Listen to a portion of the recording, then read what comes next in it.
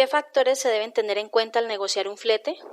Lo primero que se debe tener en cuenta a la hora de negociar un flete es el tipo de Incoterm que se va a utilizar, luego el destino o ruta a la que se desea llevar la mercancía y con ello se define el modo de transporte. Teniendo en cuenta los anteriores aspectos, tomamos como resumen el tipo de Incoterm, el lugar de destino y el modo de transporte, sea camión, barco, avión o multimodal cuando se usan varios vehículos. ¿Cuál es el proceso que se debe realizar para llevar a cabo un contrato de compraventa?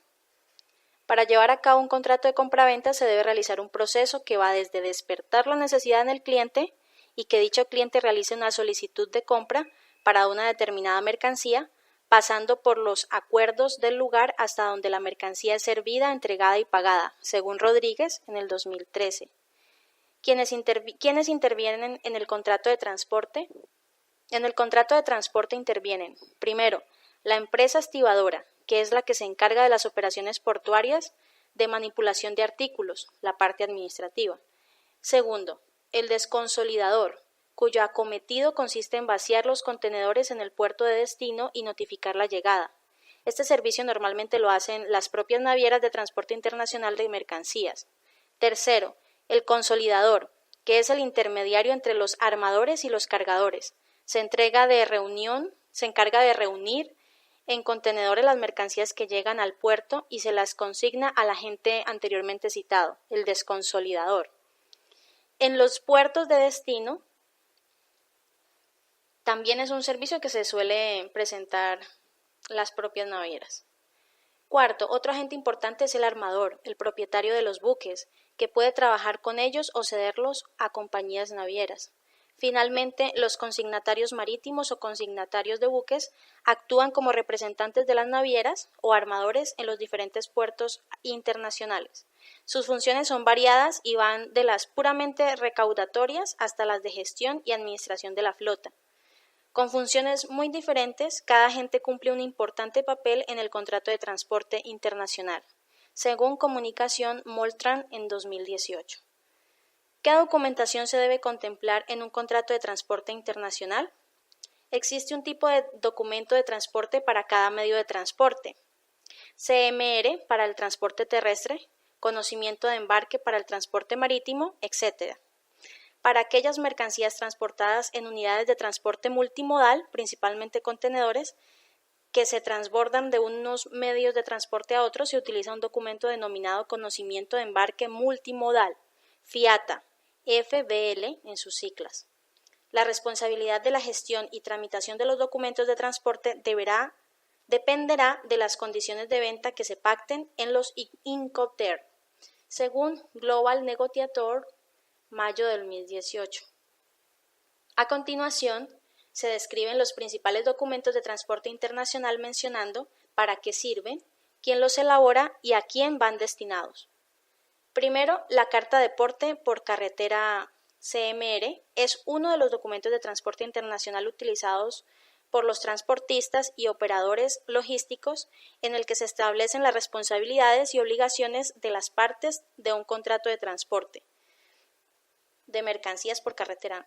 Habitualmente es el conductor del camión el que completa el formulario, pero el expedidor o expedidores, es decir, el exportador, es responsable de la exactitud de la información y deberá firmar el documento cuando se recogen las mercancías.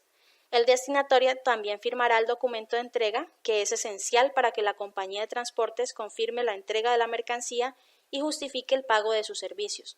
La carta de porte por carretera CMR no es un título de propiedad y por lo tanto no es negociable.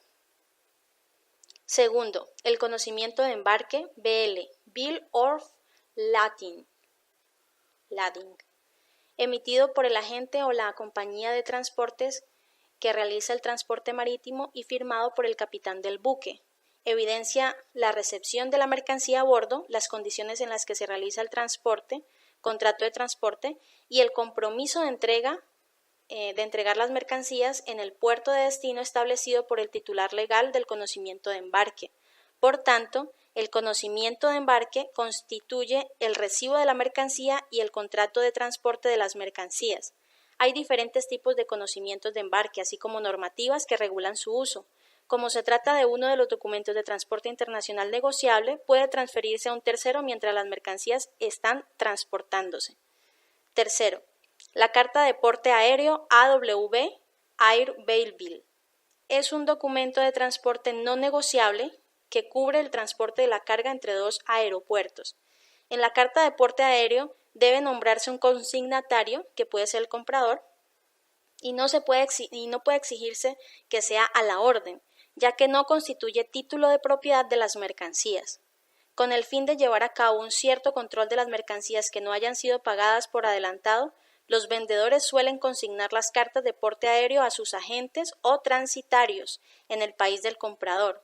La carta de porte aéreo no forma parte de los documentos de transporte internacional negociable, solo indica la aceptación de las mercancías para el transporte. Cuarto, el conocimiento de embarque multimodal FBL es un documento de transporte internacional que cubre dos o más modos de transporte, como por ejemplo el transporte por carretera y por mar. También se utiliza como contrato de transporte y comprobante de que las mercancías se han recibido. Cuando se emite a la orden, el conocimiento de embarque multimodal FBL constituye título de propiedad de la mercancía y por tanto puede ser negociado. Quinto, el certificado de seguro de transporte es un documento que indica el tipo y el importe de la cobertura de seguro en vigor para un envío concreto de mercancías a un país extranjero. El certificado incluye el nombre de la empresa aseguradora y las condiciones de cobertura del seguro.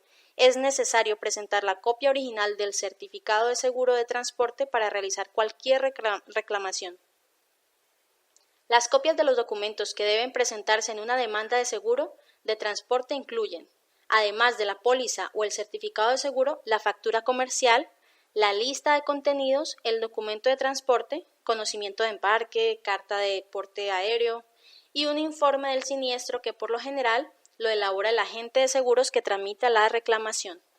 Sexto, la factura comercial internacional es el documento administrativo que contiene toda la información de una venta internacional.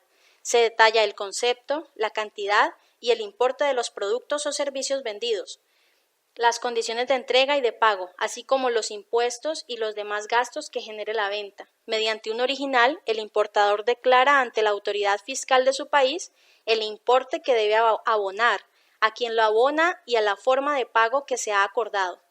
Para el exportador, supone la prueba documental de las ventas que ha realizado a mercados exteriores. En las operaciones con terceros países, forma parte de la declaración aduanera sobre la cual se debe abonar a la entrada de los productos en el país, los impuestos y derechos arancelarios que se implican. En las operaciones intracomunitarias, la factura comercial internacional sirve como declaración de la transacción y exoneración de los impuestos para el cumplimiento de las condiciones básicas de la liquidación de impuestos.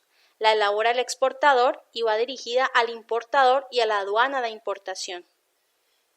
Séptimo, el packing list, cuyo nombre en español es lista de contenidos. Si bien esta denominación apenas se usa, es una versión más detallada de la factura comercial, pero sin información sobre los precios. Debe incluir, entre otros, los siguientes datos: número de factura, descripción y cantidad de la mercancía, el peso de la mercancía, el número de paquetes o bultos, así como su numeración y marcas de expedición. Una copia de la lista de contenidos se incluye en la propia expedición de las mercancías y otra copia se envía directamente al destinatario para ayudar en el control de la expedición cuando se reciben las mercancías. Lo elabora el exportador y va dirigido al importador, al transportista y a las aduanas de exportación e importación. Octavo, el albarán de entrega, también conocido como nota de entrega, es un documento que acredita la entrega de una mercancía al comprador, que debe firmarlo para dejar constancia de que la mercancía se ha entregado correctamente. El uso del albarán de entrega no es obligatorio, si bien en el comercio exterior es muy habitual, sobre todo cuando el exportador entrega las mercancías en el país del vendedor y necesita un documento que pruebe la entrega. Entre los documentos de transporte internacional, el albarán de entrega tiene una doble función para el exportador: justificar la salida de los productos de su almacén y acreditar la entrega de los mismos al importador, por lo que es importante que le pida al transportista el ejemplar que ha firmado el importador. A este le sirve para comprobar que las mercancías que han recibido coinciden con las que figuran en la orden de pedido o el contrato. Para la empresa transportista es el documento que es prueba de la entrega de la mercancía, según Global Negotiator, mayo del 2018. ¿Quiénes intervienen y cuándo se aplican los ICOMTER y los seguros? Un seguro de carga es un mecanismo mediante el cual el comerciante, sea exportador o importador, se salva de sufrir pérdidas o daños que le pudieran suceder a la carga durante el tránsito hasta su destino final. El valor de la póliza del seguro depende de la naturaleza de la carga, tipo de embalaje, modo de transporte, itinerario y frecuencia de los despachos, riesgos asegurables, tipos de ICOMTER. Además, se debe tener en cuenta el valor de la mercancía comercialmente, el valor de los fletes, los gastos de exportación e importación, el valor de los imprevistos, el lucro cesante, el 10%. El lucro cesante es una forma de daño patrimonial que consiste en la pérdida de una ganancia legítima o de utilidad económica por parte de la víctima como consecuencia del daño, y que ésta no se habría producido si el evento dañino no se hubiera verificado, según Wikipedia del 2018. El valor de la póliza puede fluctuar entre 0.8% y el 3% del valor total asegurado. Existen diversas clases de pólizas. Está la automática, cuando se moviliza continuamente carga y en volúmenes importantes, y la póliza específica para embarques menores y de poca regularidad. Esto según Carlota en 2010. Únicamente en los ICOMTER C y F para transporte marítimo o vías navegables únicamente y C y P para transporte multimodal se establece la necesidad de contratar por parte del comprador un seguro para la mercancía desde que ésta es puesta en manos del transportista hasta que llega al lugar de destino convenido. Con este tipo de contratación, el momento en el que se transfiere el riesgo sobre la mercancía es anterior a la recepción de la misma por el comprador. En concreto, para condiciones C y F, se traspasa el riesgo en cuanto la mercancía sobrepasa los bordes del buque durante su estiva. Para condiciones C y P, se traspasa el riesgo en la recepción de la mercancía por la compañía transportista. Por este motivo, es frecuente que los compradores, con la intención de reducir gastos, contraten coberturas básicas que en muchos casos no llegan a cubrir una serie de contingencias o incluso el valor total de la mercancía. Por eso es necesario que el comprador contrate pólizas complementarias o incluso buscar otro ICOMTER que le permita mayor control sobre las condiciones de compra, como es el caso del FOB, FOB, para transporte marítimo o FCA en multimodal. El único seguro obligatorio para el transporte internacional de mercancías es la cobertura conocida como CMR, que reúne unas condiciones establecidas en el Convention Merchandise Routing. Este tipo de cobertura es obligatoria para el transportista y establece una cantidad fija por kilogramo de mercancía dañada o perdida.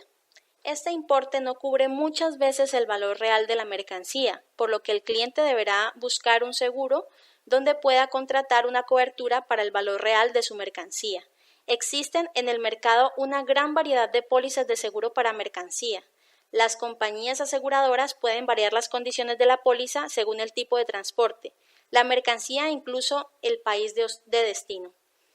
En general contamos con estos tipos de póliza. Eventual o sencilla, es la que cubre un viaje en condiciones concretas. Póliza flotante, asegura a priori las cargas según el tipo de mercancía. El asegurado debe avisar con antelación de cada transporte y la aseguradora da cobertura automáticamente a la mercancía si encaja en las condiciones contratadas. Regularizable.